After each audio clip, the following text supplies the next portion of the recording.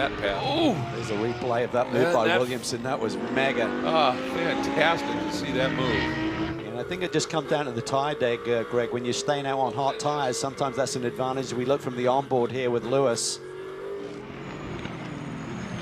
Boy, once he got through, very short order, caught and ran down and went right by. And I'm sure Werner didn't fight him too hard. He's got that lap lead. It's interesting, you're running laps here, 126s, 127s as Werner hits pit lane, and the stop time is 1 minute 40s. So he understood the big picture. Certainly John Wright on the wall does. Said, don't worry about it. Don't take any risks. You're pitting soon. You'll be fine. Now it comes down to the execution of this team. What? He stopped. Why does he stop down there? Oh, this is huge. Did he run out of fuel? I don't know. You see There's no way they could. the pit marshal hands up. What's Yeah. wrong? Mechanics go to retrieve the car. He doesn't know. Oh, this is incredible. You just see the crew was looking up, and all of a sudden it was like you can see the guy with the lollipop car controller just going, "What? Whoa, what? This is huge." This had been a brilliant drive by Dirk. Looked like they had played the strategy beautifully. Let's take a look at those times once again. That time Slade was the one who was. That last time got caught in a little bit of traffic, and he did again. And he actually lost just a little bit of time to Mueller. All right. Yeah, they're definitely looking at some electronics. And look at Dirk Werner. He is just gutted. And he had just put in an absolutely phenomenal stint. And then that happens.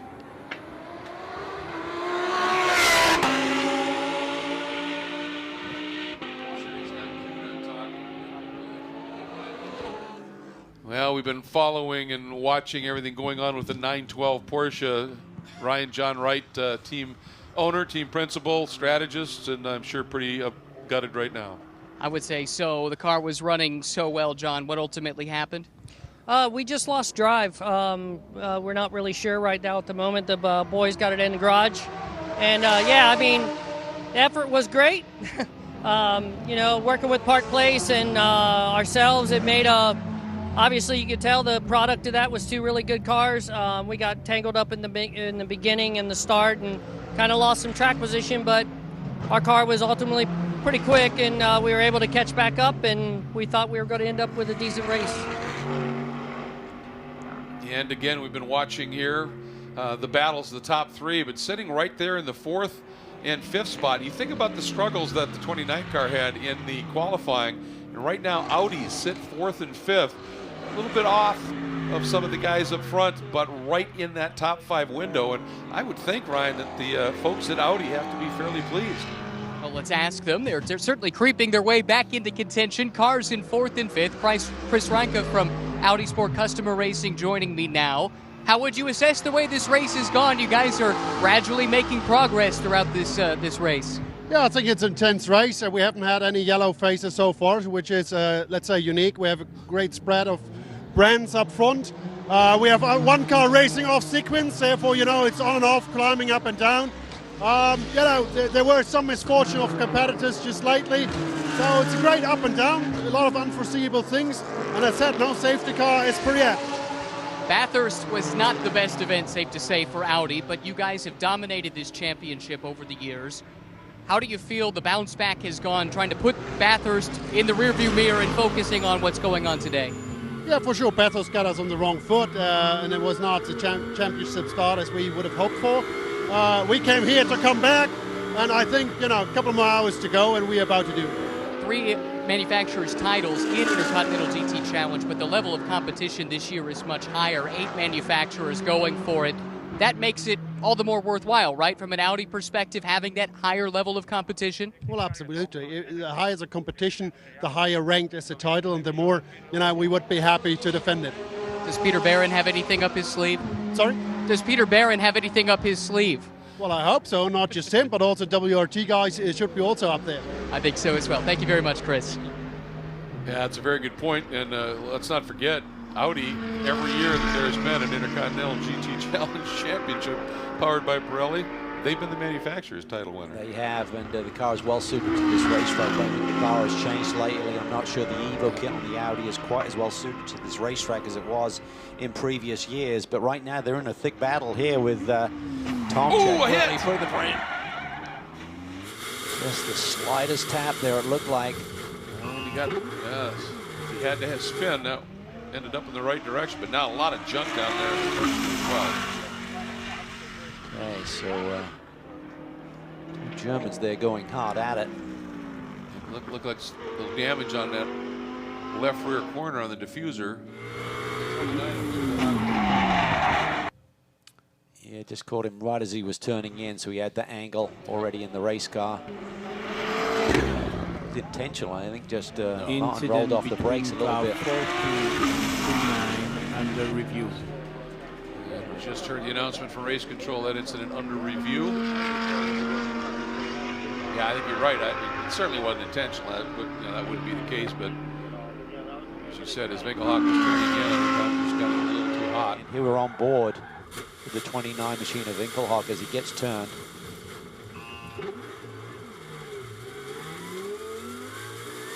Drive 4-5 car scrap car there for a bit. 42, causing a collision.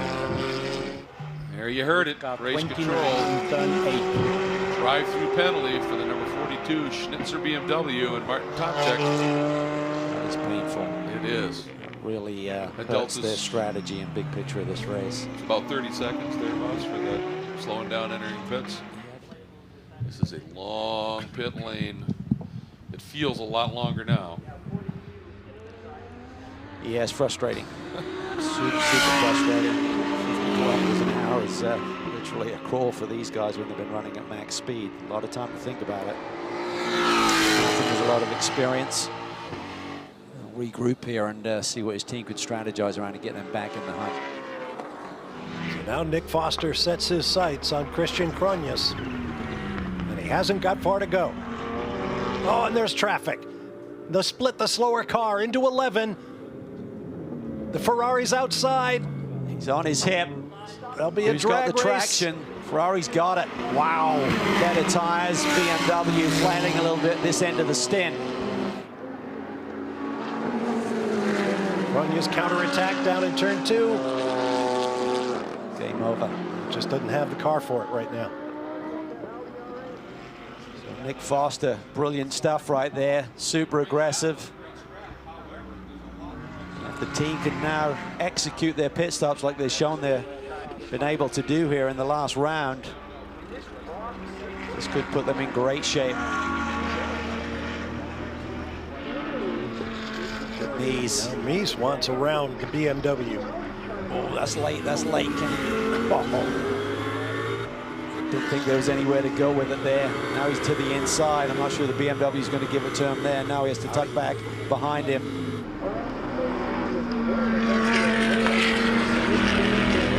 Drive through penalty to car 34. Short pit stop. And a drive-through penalty for 34 for short pit stop. Yeah, 138. Oy. So Oh, you yeah. only get a 1 second delta there. So they were underneath that. Ooh, that hurts. So 2 BMWs running that different strategy. Thought it may pay off. But Tomczyk with the drive-through, and now the sister car having to suffer a drive-through for making that pit stop minimum time too short. By 1.005 seconds. Slow moving.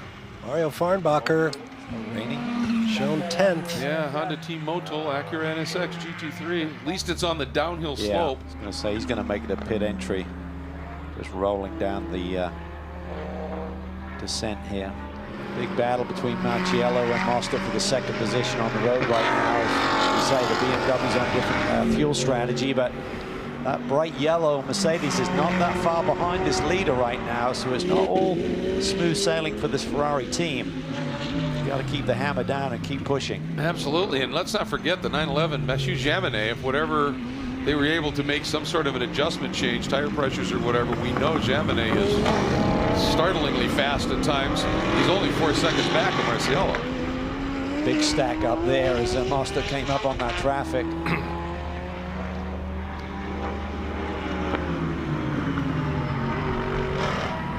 Yellow, how aggressive will he get here? Yeah.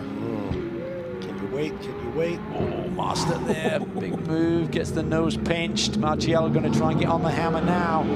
He straightened it up and went, didn't he? Yeah, it's on the dirty line. But That was he got brilliant. alongside. Drag race here. I think the BMW may be a sniff stronger, but it's going to be boxed out maybe.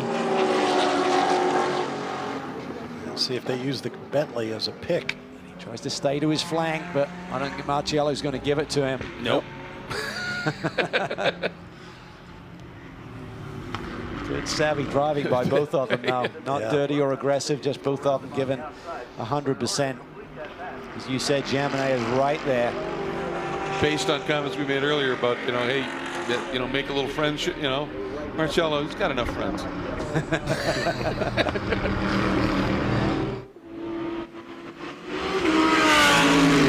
Battle for fifth, and it is currently held by young Kelvin Vanderlinde in the number 29 Audi Sport Team Land.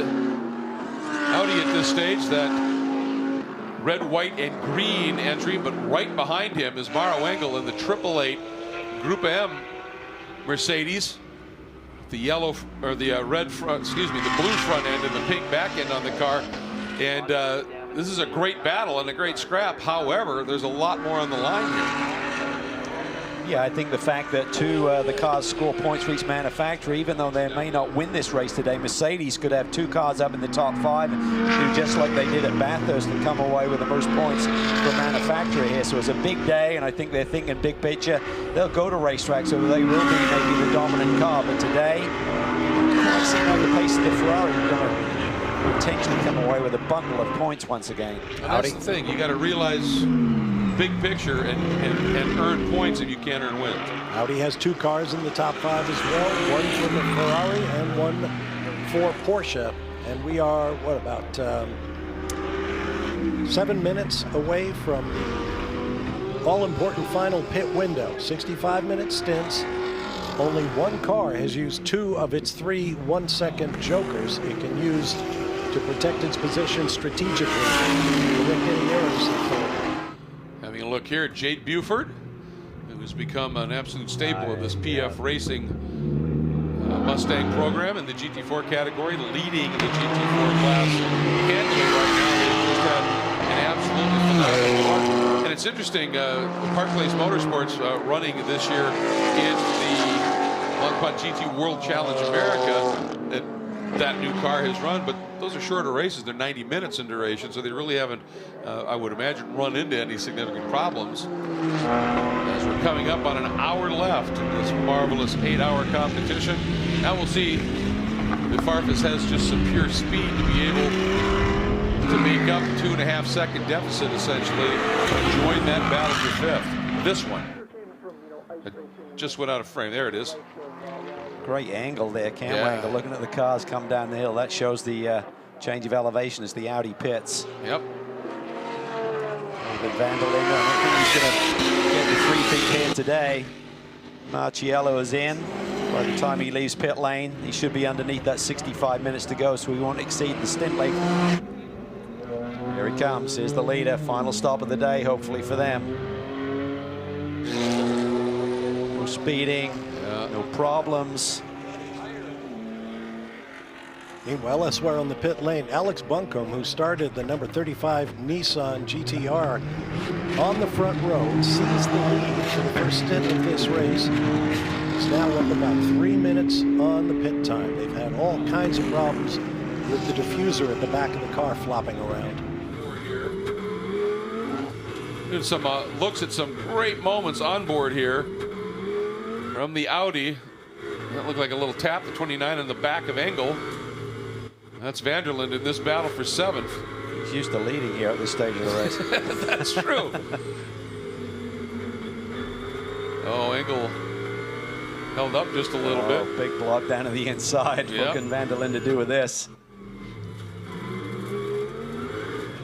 Oop, watch this here before we go there. This is Vantour in the number 10 WRT. Whoa!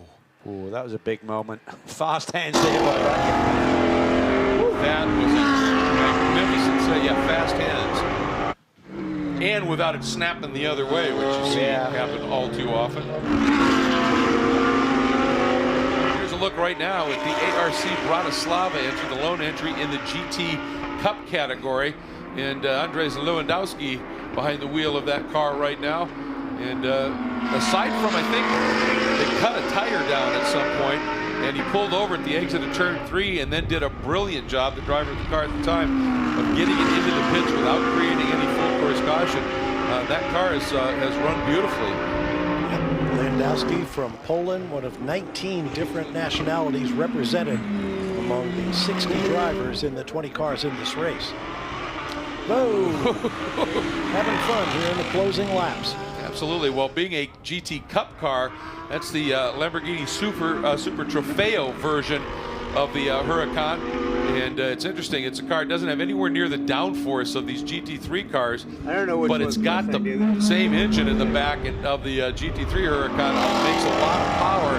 Doesn't have much drag, and in a straight line, it is quick. I'm sure that makes it a lot of fun to drive. And then in GT4, well, we've been talking about this great performance from the 41 PF Racing Ford Mustang GT4, now in the hands of Jade Buford.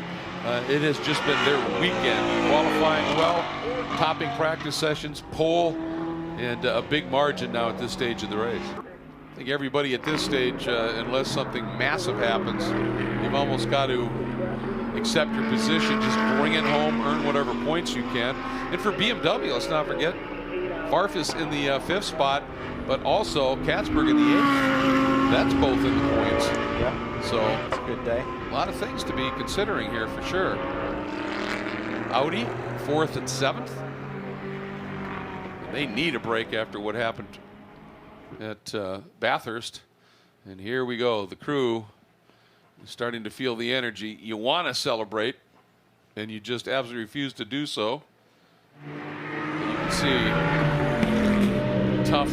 And this is a big one. And this team from Taiwan, only been in existence a couple of years. Into the final minute. In international competition, if he gets down to the bottom of the hill and there's time left, there's no white flag. So we just want our audience, the American audience, to be aware of that. They don't do that, but it's going to be awfully close. I think he may have to do another lap. Yeah, for sure. Yeah, he definitely could manage it. Back off enough to complete this lap, so we'll do another one. Just keep hitting his marks. Yep. Don't give us any more scares in the corkscrew. Exactly. Now they did wave a white flag there, but that was because he's got slower traffic ahead of him. Yes, exactly. And looking at the margins here, that lap, a 26.7, so still fairly quick as we're on our final lap as time elapses. And 13 seconds he had on Marciello. Marciello, 9.5 back to Mueller. Good room to Vantour for Mueller, and Vantour has room back to Farfus, the BMW, so everything fairly static, but right now, that traffic up front,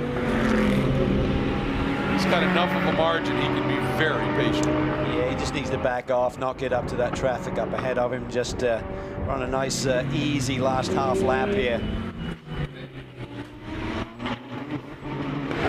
Beautiful performance.